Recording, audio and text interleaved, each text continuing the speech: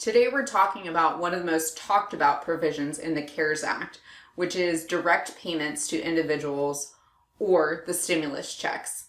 Now, it's one of the most talked about provisions because it will benefit about 90% of Americans. So how do you know if you are going to receive a direct payment?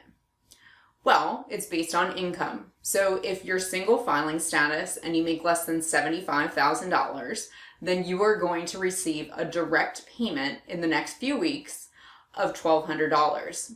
If you're married filing jointly and you make under $150,000, then you will receive a direct payment of $2,400. And for each child that you have that is under the age of 17, you will receive an additional $500.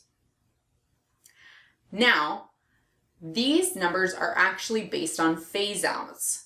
So if you made $76,000 and you were in single filing status, it does not mean that you won't receive a direct payment. It just means that you will not receive the entire $1,200.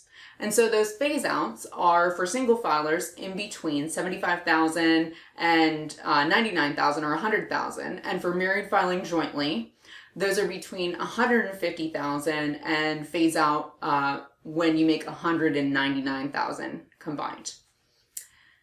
So how are most people going to get the payments? Well, most people are going to get these payments via direct deposit. And that's, of course, only if you have direct deposit or your bank information on file with the IRS. Well, what happens if that's changed?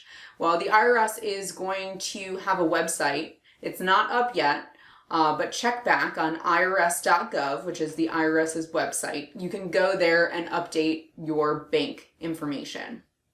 Now, where is the IRS going to get these numbers from? Well, they're going to base your direct payment on your most recent tax filing. So that could be 2018 or that could be 2019.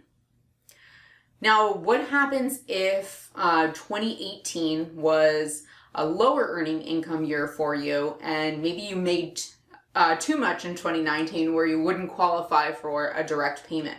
Well, if you haven't filed your 2019 taxes yet, because remember, this year, the IRS is extending the tax filing deadline until July 15th.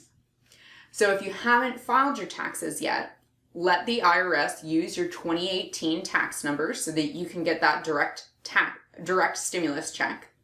Wait to receive that and then file your 2019 taxes. You will not have to pay back any portion of that direct payment to you. Now, what about if the reverse is true? Well, you won't get a direct payment now if you made too much, according to your last return on file with the IRS.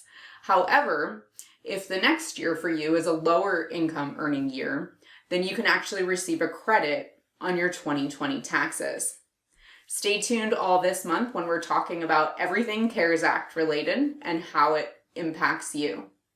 Thank you for watching.